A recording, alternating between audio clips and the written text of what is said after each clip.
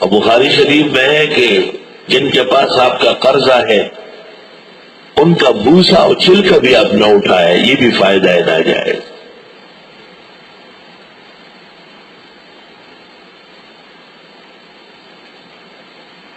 لا الہ الا اللہ۔ کبھی ہم موچی کو کہتے ہیں کہ میرے لیے جوتا بنا لو، ناپ دے دیتے ہیں، سرخ چمڑا ہو، ایسا ہو ایسا ہو، ٹھیک ہے بن جائے گا، 500 روپے لگیں گے، 200 آج دے دیں ایڈوانس۔ آج کس چیز کا لے رہا ہے؟ کسی مبی سے پہلے اس کا سامان لینا ناجائز ہے قیاساً، لیکن عرف میں لوگ ایڈوانس دیتے ہیں، پھر وہ اسی کا جوتا بنائے گا۔ اس کو کہتے ہیں استحسان بالعرف رد للقیاس۔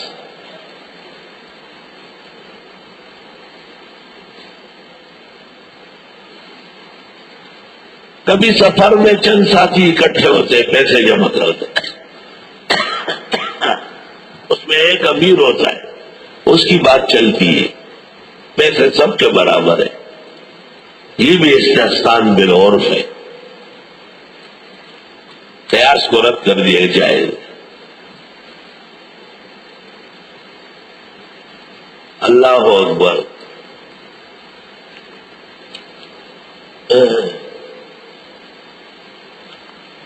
تو بعض چیزیں ایسی ہے کہ جب قیاس اس کو ناجائز کہتی ہے تو ایک اور قیاس آ جاتا ہے، قیاس خفی، اس کو استحسان کہتے ہیں۔ امام ابو بکر جساس نے کتاب لکھی تھی الاستحسان، جو ان کی کتاب الفصل والوصل میں شامل ہے۔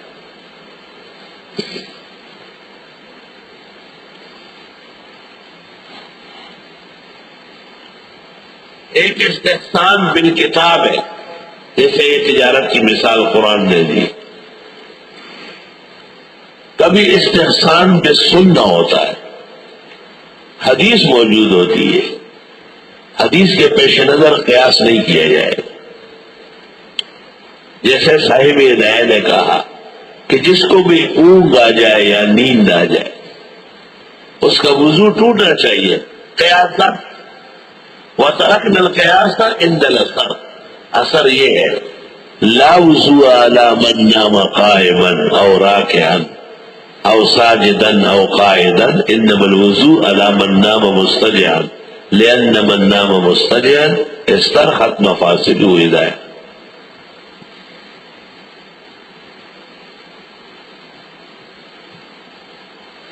کبھی استحسان اجماع سے ہوتا ہے، قیاس مسترد ہو جاتا ہے۔ استحسان جیسے ہم نے مسجد بناتے وقت کہا کہ یہ سمت ہے، دو چار بزرگوں کو بلایا، یہ سمت ہے، کسی نے ادھر سمت بنایا، مسجد ہے۔ یہ پورے جہان میں سمت قبلہ کا جو تعین ہوا ہے، یاد رکھنا یہ اجماع سے ہے۔ پورے عالم کے مسلمان متفق ہے کہ جس طرح مسلمان کہے کہ یہ رخ کعبہ ہے، وہ کعبہ۔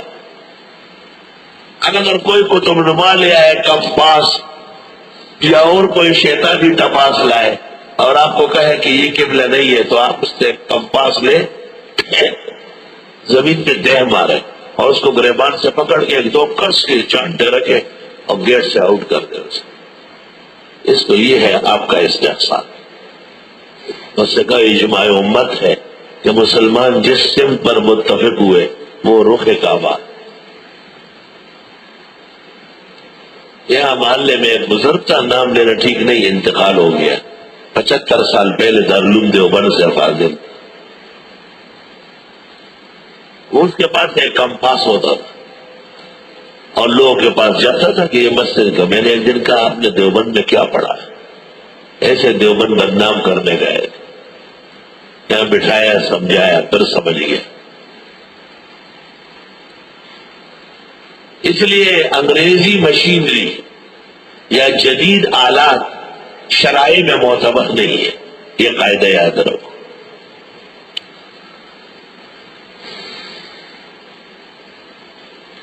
اب فقہاء نے لکھا ہے کہ سب مسلمان اتفاق کر گئے کہ آج 9 ذی الحج و عرفہ ہے، ہوگی نا۔ ایک 2 دن بعد کوئی آیا، اس نے ثابت کیا کہ یہ 9 نہیں تھا، 8 تھا، یا 9 نہیں تھا، 10 تھا۔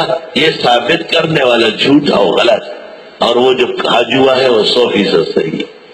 دیکھیے ترمذی و شروح معتبرہ۔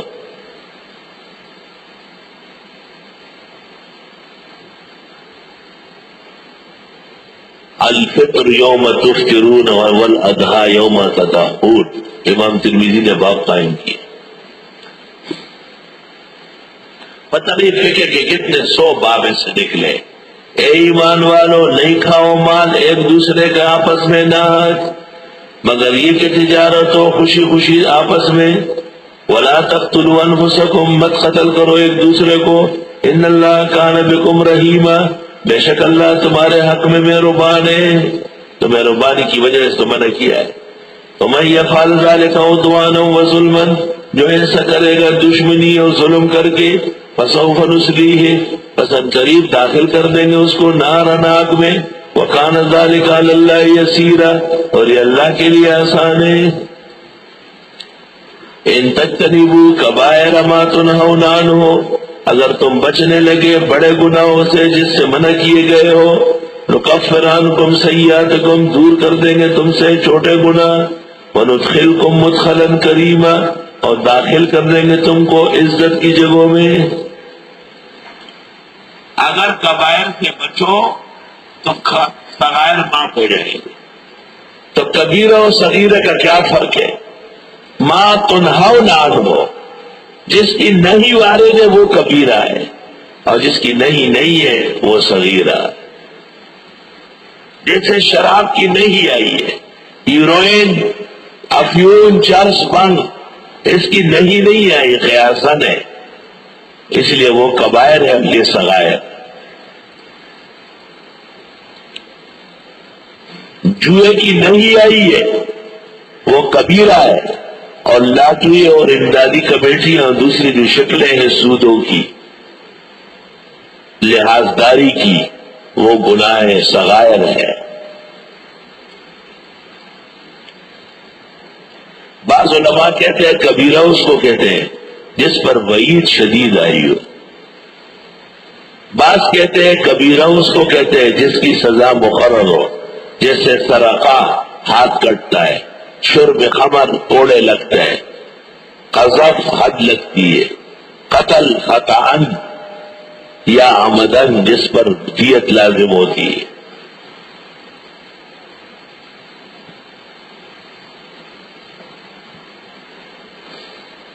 بعض کہتے ہیں جانتے ہوئے کہ گناہ ہے پھر بھی کرے کبیرہ ہے، نہ جان کر کیا صغیرہ ہے۔ ہر گناہ اپنے سے چھوٹے کے مقابلے میں کبیرہ ہے، اور اپنے سے بڑے کے مقابلے میں صغیرہ ہے۔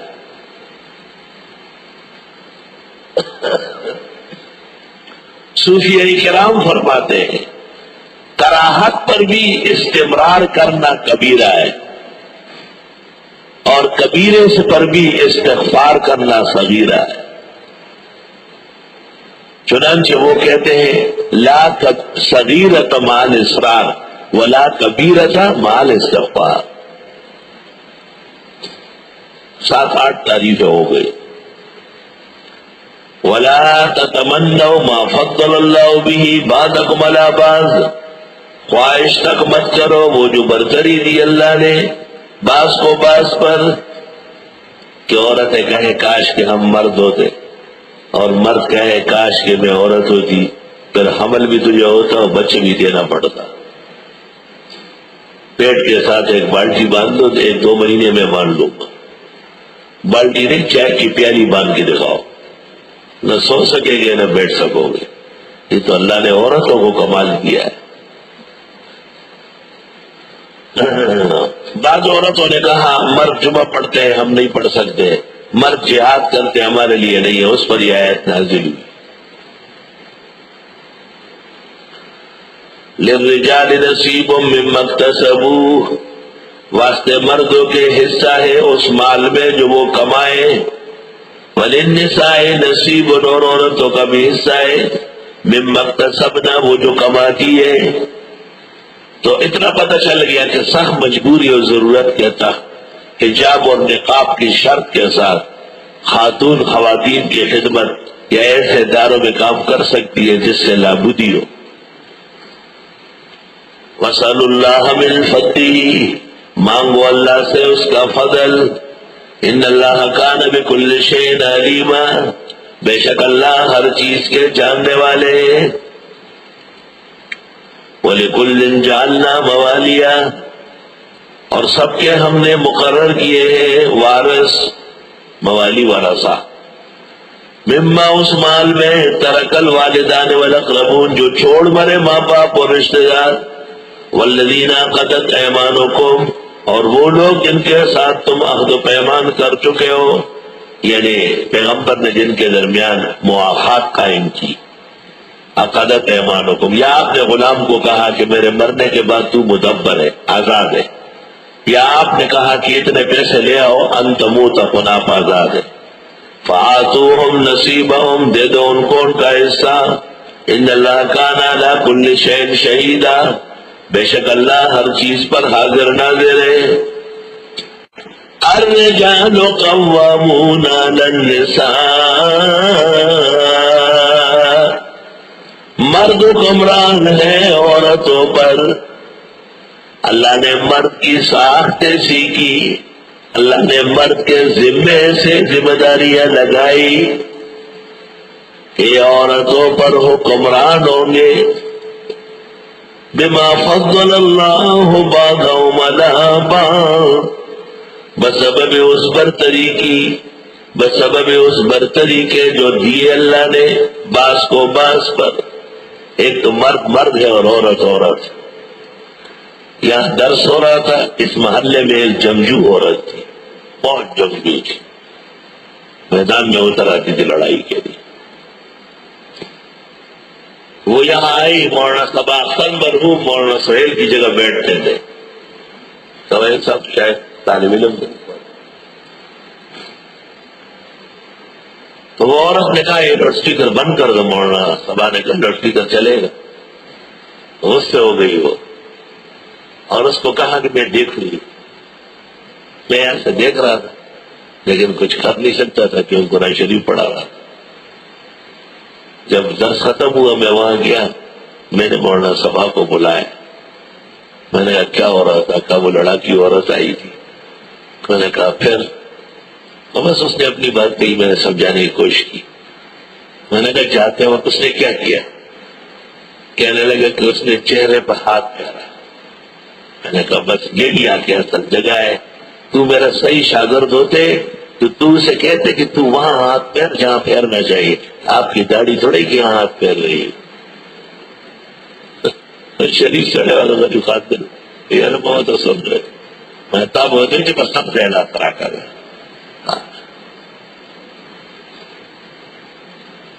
مرد حکمران ہے عورتوں پر۔ بھئی عورت کی تو داڑھی نہیں ہے تو چہرے پر، یہ تو مرد جو یوں کرتا ہے وہ داڑھی کے لیے کرتا ہے۔ اس کا مطلب یہ کہ داڑھی مونڈے کو بھی ایسا کرنے کا کوئی حق نہیں۔ وہ حجام کی دکان پہ ہاتھ پھیرے، حجام کی دکان، کاش کہ میں داڑھی نہ منڈاتا، یا دو چار بلیڈ رکھے ان کے اوپر ہاتھ پھیرے۔ آپ تو داڑھی چھوڑ چکے تھے، کس چیز پہ ہاتھ پھیر رہے ہیں؟ جذبہ پیدا کرو، ہمت کرو، داڑھی رکھو۔ مرد حاکم ہے عورتوں پر۔ یہ داڑھی کیوں نہیں رکھتے؟ گھر میں اچھا کدھر ہے؟ وہ ہے ضروری عمرے میں، حج میں، وہاں ساتھ کتنے بیٹھ میں لگے تیرا خاون حج کرنے آئے یا ماسکو اور پیرس کا چکر لگانے آئے؟ ہم اپنے سرمایہ خرچ کر کے آئے، ہم تو بہت اچھا حج کر رہے ہیں۔ میں نے کہا یہ داڑھی مونڈنا گناہ ہے یا نہیں؟ بالکل ہے۔ تو میں نے کہا یہ آپ کا نام لیتا ہے؟ کہنے لگی جب آئے تو آپ بتائیں۔ یقین کرو اس عورت نے کہا اس ذات کی قسم جس نے کعبے کو عزت دی کہ میرا خاوند آج کے بعد داڑھی نہ منڈائے، لیکن وہ بے عقلی کا پتلا اب بھی داڑھی منڈاتا ہے، عورت کے سامنے شرمندہ۔ ویسے عورت کا نام دیا. عورتیں تو جان چڑکتی ہے شریعت. انہیں جیسے ہی پتہ چلتا ہے کہ یہ مسئلہ ہے وہ کہتے ہیں جان قربان ہو جائے ہماری. عورتیں سب ایک جیسی نہیں ہے. بما فضل اللہ بعضهم علی بعض. ایک تو مرد کو مردانگی کی وجہ سے برتری ہے عورت پر. وہ بما انفقوا من اموالہم، اور بوجھ خرچ کرنے کے مال ان کے. مرد کمائے اور عورت پر خرچ کرے، فضول نہیں، شریعت کے مطابق، عرف کے مطابق. اور اب مردوں کی تنخواہیں کم، عورتوں کی زیادہ. ان کی جان پہچان کم اور ان کی زیادہ، تو ظاہر تکالیف پیش آ رہی. فالصالحات، بس وہ نیک عورتیں، قانتات، تابعدار، حافظات للغیب، حفاظت کرنے والی خاون کی عدمی موجودگی میں. یہ نہیں کہ خاون دفتر گیا اس نے یار کو کہا آ جاؤ، انٹری ہو جاؤ، ناشتہ میرے ساتھ کرو، اور وہ مجوڑا تو جا چکا ہے اور شام کو آئے گا. ایسی بدچلن عورتی معاشرے میں. خدا ہماری پاک بیویوں کو ان کی ہوا سے بھی بچائے. بما حفظ اللہ، جس چیز کی حفاظت اللہ نے فرمائی. واللاتی، اور وہ عورتیں تخافون نشوزہن، کہ تم ڈرتے ہو ان کی نافرمانی سے. فعظوہن، ان کو واعظ کرو. نحمدہ ونصلی علی رسول کریم. اما بعد، بزرگوں اور دوستو، آپ میری بیوی ہے، میں تمہارا ٹی وی ہوں. تقریر کرو، بات نصیحت کرو بیوی کو. وہ بے دیکھ رہی ہے، کیا ہو گیا، پاگل ہو گیا، ادھر تقریر شروع کر دی. وہ قرآن میں آیا، وہ بابا سمجھانے کو کہتے ہیں. اس نے باقاعدہ یہ اولاد کی طرف صلی علی رسول کریم. واہجروہن فی المضاجع، اور جدا کر لو ان کے اپنے سے بستر ہے. 2 4 5 رات نہ سو. غیرتی حیادار تہذیب والی عورت ہوگی، وہ خاون کی جدائی برداشت نہیں کر سکے گی، پیروں میں آئے گی، توبہ کرے گی. واز بھی کیا، پھر بھی جتنی کوتی ہوتی انکلو تھی، وہ کوتی صحیح نہیں ہو رہی. بستر بھی دور کیا، اس نے اور دور کیا. وَاضْرِبُوهُنَّ، خدا کا نام لو اور لاٹھی اٹھاؤ. ضرب یضرب کا باب اللہ نے اس دن کے لیے پیدا کیا. راوی نہیں سمجھتا لئی دس جو راوی پر دو اور خائے ہوا. صرف چہرے پہ نہیں مارو، نبی نے منع کیا ہے. ایسا وَاضْرِبُوهُنَّ، یہ کہتے ہیں تہذیب کے خلاف ہے. وسطا تہذیب ہو گئے تا چٹکائی خیر بس دے رہی تھی. اور یہ چلتے معالم ظالم بچے بیٹھے تھے معالم اور یہ شایم یوسوسو کی نراغ تہذیب دے شاہ. مجھے ایک خط میں کہتا ہے کہ یہ نہ بیان کرے. میں نے کہا ایسا کہنے والا کہ یہ تہذیب کے خلاف ہے، خارج عن الاسلام ہے. قرآن پاک جیسے تہذیب کون سے کہا سکتا ہے. ایسا ایک آدمی نے قصہ سنایا کہ ہم نے بڑی شان سے محبت سے پیار کیا، ناشتہ کیا، مطلب کیا اس کو دل میں آیا، کیا ہو گیا، اچانک تڑپ مجھے پٹائی لگائی. خاون کہہ رہا ہے بیوی نے لگائی. میں نے کہا آپ کیا کر رہے تھے؟ کہ آپ کی دعا کی. بس میں بستر پہ گر گیا، پڑھا رہا. میری دعا کی. ڈالا ہو رہا ہے خدا ہمارے تو بھائی. جیسے تبلیغ والے کہتے ہیں نا کہ تم دعوت دو دین کی، عقیدے کی، عمل کی، ورنہ لوگ تمہیں دعوت دیں گے. یہ بالکل پکی بات ہے. اس طرح ضرورت کے وقت تم تھوڑا سا ذرا چھڑی پھڑی کرو، اور اگر یہ نہیں کرو گے تو پھر ادھر سے چانٹے کھانے کے لیے تیار ہو جاؤ. جب مخ ہوئی اب پختانہ ہوئی نے چپرے شرمون ما خدرا پر زورا وَاضْرِبُوهُنَّ. حدیث شریف میں ہے کہ جو مرد عورتوں کو مارتے ہیں یہ اچھے لوگ نہیں، یعنی بلا ضرورت. ورنہ حدیث میں ہے کہ ہاتھ سے مارے، لکڑ سے نہ مارے، کہیں ایسا نہ ہو کہ نقصان بہت زیادہ ہو جائے. بِالْيَدْ دُونَ الْخَشَبِ. اور حدیث شریف میں ہے کلوہم وکسوہم، بال بچوں کو کھلاؤ پلاؤ، ولا ترفع عنہم عصاک ادبا، اور ان کو ادب سکھانے والا ڈنڈا سے دور نہ رکھ۔ یہاں بڑے واقعات تفسیر ہو گئے۔ فَإِنْ أَطَعْنَكُمْ، پس اگر بیویوں نے تمہارا کہا مان لیا، خدا کی شان ہے کہ یہ ضربوں میں بڑی طاقت ہے، اور ویسے تو نہیں ہونا چاہیے، انسان خود مہذب شریف ہے، اس پہ ہاتھ اٹھانا بہت نامناسب ہے، استاد شاگرد کو نہ مارے اور بڑا چھوٹے کو نہ مارے اور میاں بیوی کو نہ مارے، ظاہر تو ایک مجبوری ہے، وعظ بھی بیکار ہوا اور مہاجرہ بھی مفید نہیں ہوا، تو یہ ضروری ہے کہ وہ فی شر نجات حین لا ینجی کا احسان، ہماسی کہتا ہے ہماسا میں۔ آئے سوال،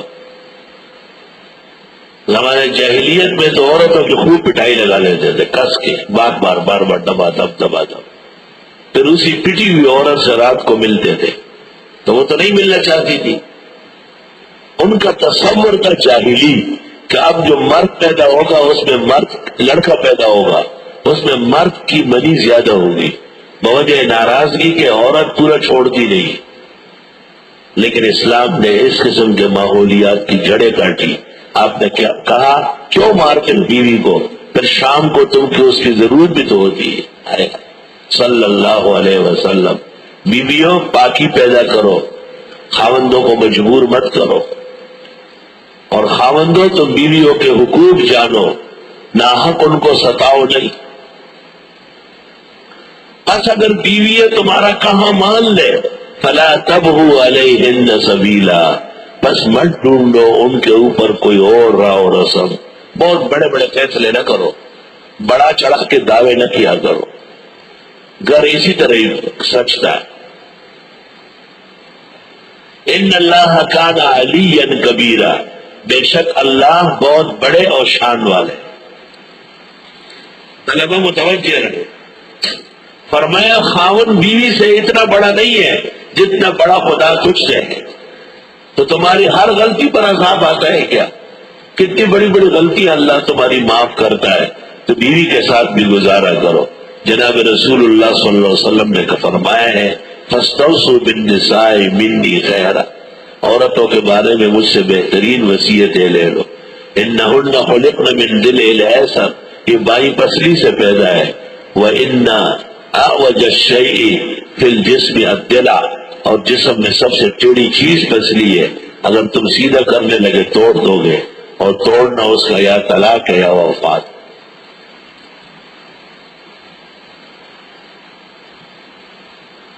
فَإِنْ خِفْتُمْ شِقَاقَ بَيْنِهِمَا، اور اگر تم ڈرنے لگے کہ اختلاف بڑھ رہا ہے میاں بیوی میں، شقاق اختلاف شدید، اور وہ کہتی ہے میں اس کے ساتھ نہیں رہوں گی، یہ کہتا ہے میں اس جیسی عورت کو کبھی نہیں رکھوں گا، یہ شقاق بہت دوری ہو رہی ہے۔ فَبَعْثُوا حَكَمًا مِنْ أَهْلِهِ، بھیج دو ایک فیصلہ کرنے والا مرد والوں کی طرف سے، وَحَكَمًا مِنْ أَهْلِهَا، اور ایک فیصلہ کرنے والا خاتون والوں کی طرف سے۔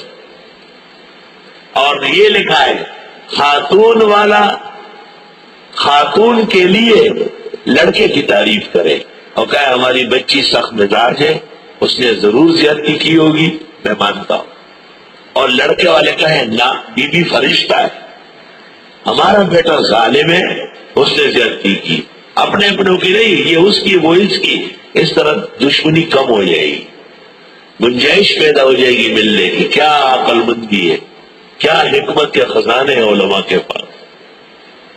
شریف ترین سسر اور ساس داماد کا ساتھ دیتے ہیں، لڑکی کی ہمت ٹوٹ جاتی ہے کہ میرے ماں باپ تو اس کے ساتھ ہے، اور شریف ترین ساس اور سسر وہ بہو کے ساتھ دیتے ہیں کہ ہماری بیٹی ہے، ہماری بہو ہمارے گھر کی زینت ہے، ہمارا بیٹا زیادتی کرتا ہے، اس کو ایسا نہیں کرنے دیں گے۔ آپ تم کہو کہ ہماری بیٹی شہزادی ہے، وہ کہے میرا بیٹا شہزادہ ہے، کبھی بھی صلح نہیں ہو۔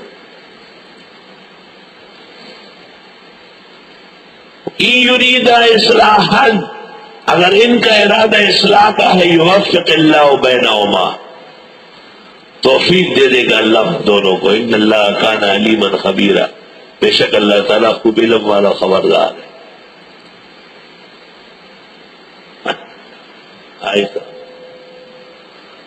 اور ایک لڑکا اور لڑکی آپس میں بہت سخت لڑے،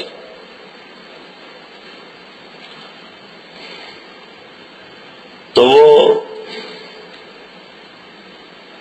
لوگ جرگوں میں بہت گئے آئے لیکن بات بنی نہیں. آخر میں مجھے کہا کہ مولانا صاحب آپ میرے ساتھ ضرور چلیں گے، 2-4 دوستوں کے ساتھ. یا پورے ساتھ بھی تو تفسیر میں آتا تھا عالم بہت بڑا لیکن سادہ سادہ مزاج تھا. میں نے ان کو کہا ہاں بابا آپ بھی ساتھ چلیں گے. ڈیرا خر